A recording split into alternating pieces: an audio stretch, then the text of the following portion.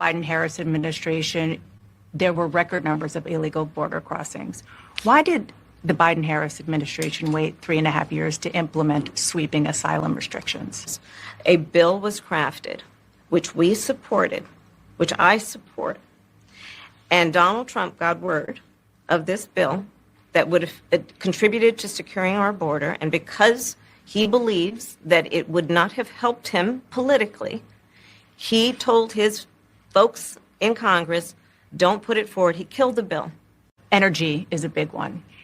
When you were in Congress, you supported the Green New Deal. And in 2019, you said, quote, there is no question I'm in favor of banning fracking. Fracking, as you know, is a pretty big issue, sure, particularly in your must-win state of Pennsylvania. Sure. Do you still want to ban fracking? No. As president, I will not ban fracking. You said that you carried weapons in war, but you have never deployed actually in a war zone. A campaign official said that you misspoke. Did you? Well, first of all, I'm incredibly proud. I've done 24 years of wearing the uniform of this country. Equally proud of my service in a public school classroom. New way forward and turn the page on the last decade of what I believe has been contrary to where the spirit of our country really lies. But the last decade, of course, the last 3.5 years has been part of your administration. I'm talking about an era that started about a decade ago. You have been vice president for 3.5 years. Yeah. The steps that you're talking about now, why haven't you done them already? Well, first of all, we had to recover as an economy, and we have done that. I'm very proud of the work that we have done that has brought inflation down to less than 3%. You were a very staunch defender of President Biden's capacity to serve another 4 years. Right after the debate, you insisted that President Biden is extraordinarily strong. Given where we are now, do you have any regrets about what you told the American people? No, not at all. Not at all. The climate crisis is real, that it is an urgent matter to which we should apply metrics that include holding ourselves to deadlines around time. We did that with the Inflation Reduction Act. Okay. Recent polls have shown a fifth of Americans can't locate the U.S. on a world map. Why do you think this is? I personally believe that U.S. Americans are unable to do so because some people out there in our nation don't have maps, and I believe that our education, like such as in South Africa and the Iraq, everywhere like such as, and I believe that they should, our education over here in the U.S. should help the U.S. or should help South Africa and should help the Iraq and the Asian countries, so we will be able to build up our future for our children. Thank you very much, South Carolina. Welcome back. It's your man Wise. And yes, we have to talk about it. Kamala Harris has finally sat down for an interview. And of course, not alone, because why would she? God forbid the person running to be president of the United States takes hard questions by herself. But anyway, it went just as you'd expected. Last night, we witnessed what can only be described as a complete and utter disaster for Kamala Harris during her CNN interview. Let's start by painting a picture here. Imagine an athlete hyped up to be the next big thing, but when it's time to hit the big stage, they choke. They're just not built for the prime time. And that's exactly what happened to Kamala Harris. Why'd she keep looking down? Why? We all know she's got a history of flubbing under pressure. She might have been able to glide by in her earlier career with a few catchy phrases and that infamous giggle, but when it comes to stepping up on the national stage in the biggest campaign in the world, she simply fell flat. Last night was no exception. CNN claimed the interview was live, but surprise, surprise, it definitely was pre-taped. They reportedly had 41 minutes of footage and yet only released 18 minutes. If that doesn't scream disaster, I don't know what actually does. And why would they cut more than half of the interview? Because it was just that bad. Like, let that sink in for a moment. They had to slice and dice the footage to make it somewhat presentable. But even then, it still was a train wreck. Fake news Dana Bash, who is supposed to be a seasoned journalist, conducted the interview, but it felt more like a parent-teacher conference than an interview with someone who wants to be the next commander-in-chief, the next president of the United States. Bash threw softballs left and right, never really pressing Kamala on the tough questions though. And even then, Kamala Harris couldn't handle it. The whole thing was so poorly lit and awkwardly staged that it looked more like a bad dinner scene from a low-budget movie than a serious political interview. And let's talk about the content. Kamala Harris, once again, leaned on her typical word salad, talking in circles and offering nothing of substance. But when asked about her constantly changing positions, especially on key issues like fracking, she didn't provide a coherent answer. She claimed her values haven't changed, yet her policy positions have flip-flopped more times than anyone can count. She was specifically asked about fracking, a topic she's flip-flopped on multiple times. She was against it in 2019, then magically changed her mind in 2020 when it became politically convenient. And last night, she tried to convince us that she's always been clear on her stance. But let's keep it real here. She's only as clear as the situation requires her to be, which is to say, not at all. When asked why she changes her positions, she didn't provide a coherent answer. Instead, she rambled on about how her values haven't changed. Check this out. Banning fracking. We have to just acknowledge that the residual impact of fracking is enormous in terms of the impact on the health and safety of communities. I think about this issue through the lens of my baby nieces, who are 1.5 and 3 years old. And when I look at those babies and I think about what the world will be like in 20 years if we don't act, I'm really afraid. And as it relates to those Republicans in Congress, where I've now been for 2.5 years, every one of those members need to look at the babies, the grandbabies in their life, and then look in the mirror and ask themselves, why have they failed to act? And in 2019, you said, quote, there is no question I'm in favor of banning fracking. Fracking, as you know, is a pretty big issue, particularly in your must-win state of Pennsylvania. Sure. Do you still want to ban fracking?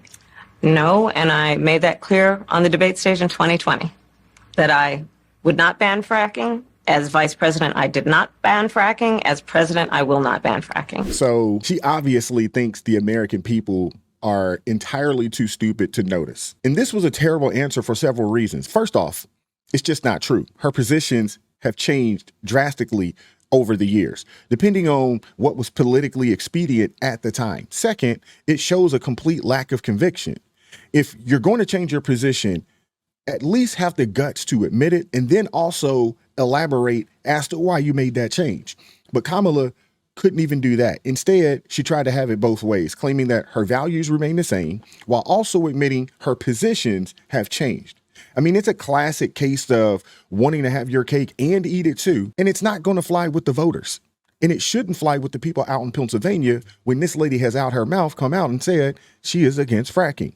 Now, all of a sudden, she wants your vote. She's for fracking. We don't know what she actually believes in, to be honest with you.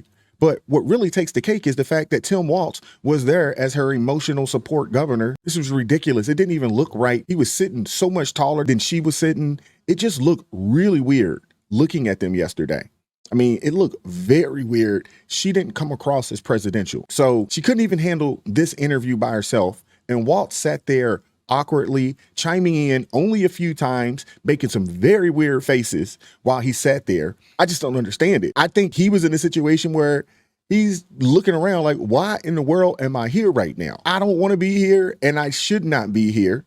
I mean, this situation was an entire mess, dumb and dumber. Kamala Harris has proven time and time again she is not ready for the prime time.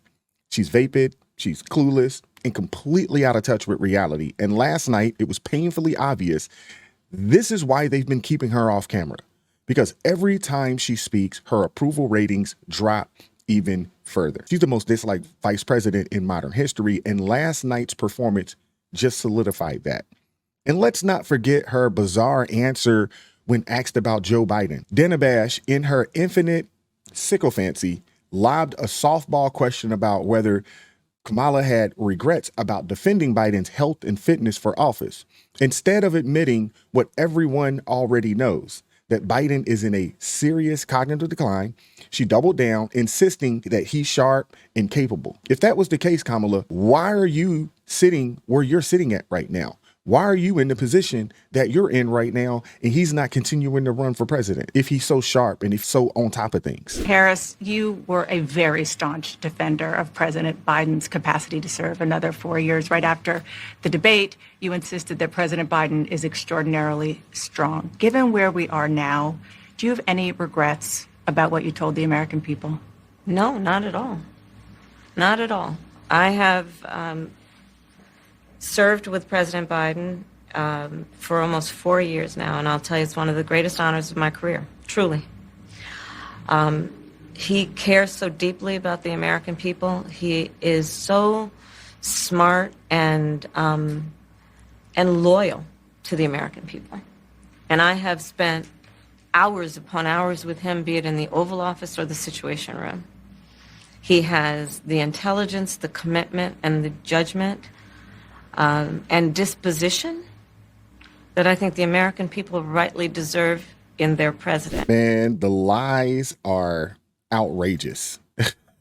They really are. This is a person that wants to become president of the United States, and she sat right there and lied to the American people.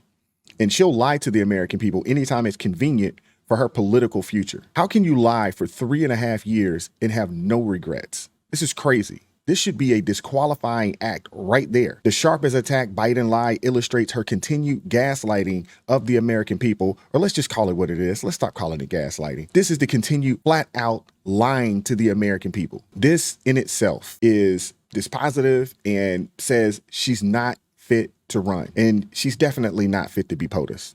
But of course, the propagandists in the media, they'll do anything, they'll say anything, and they'll do their best to cover for their Democrat puppets. Just sickening. It wasn't a huge, I don't think she moved the ball that much forward. I don't think there's a policy separation that they've created with Biden. Obviously, she gave a kind of personal defense of him. Now, you might not like the way she answered him, but she answered him as a capable, qualified leader. And I do think I think she moved the ball forward a little bit. You know, maybe she didn't score a touchdown. I think the two biggest issues coming out of Biden for her are the economic policies, which she clearly wants to embrace, but also the immigration policies. Dana asked her if she had anything to say about what they did for 3.5 years leading up until the back and forth this year. Completely sidestepped it, did not answer it. She goes back to her time as Attorney General.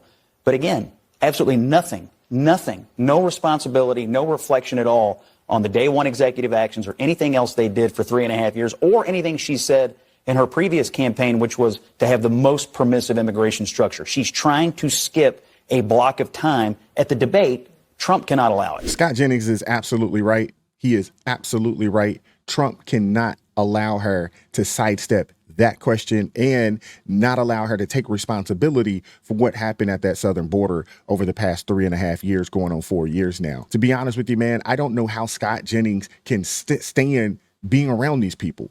Big props to him. The mental gymnastics is crazy, to be honest with you. It really is. And wow, how can a pre-recorded interview with softball questions go so bad? CNN's out there flipping out because they're about to lose power. We literally had to wait. What has it been now? 30 days? A little over almost 40 days just to get an 18-minute chopped up word salad interview from CNN. And the crazy part is there's still people out there who, after seeing this, and God bless you if you were able to sit through all of that last night, but after seeing this, they'll still vote for this lady. Lord help us, man. It's not just that the interview was a disaster. This whole administration has been an utter disaster. And y'all think it's going to change? Do y'all honestly think it's just going to change in a blink of an eye because now Kamala Harris is president? If that happens, Kamala Harris is clearly not ready for the big leagues. And if this is the best that she can do, the Democrats are in deep trouble.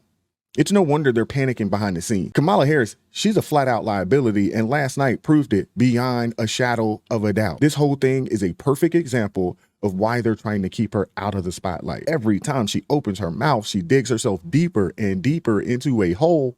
And that's a beautiful thing for us. But the American people deserve better than this. They deserve a leader who can handle the pressure, who has a clear vision, and who can articulate that vision without tripping over their own words. This woman's been the most unpopular vice president in modern U.S. history. Her approval ratings are in the tank, and every time she speaks, they drop even further. And we're supposed to believe that she's capable of leading this country. We're in trouble, man. If she wins, we are in trouble. Let me know what you guys think, man. Like, share, subscribe to the channel, drop me a comment down below. I appreciate all the love and support. Consider joining the ARP family.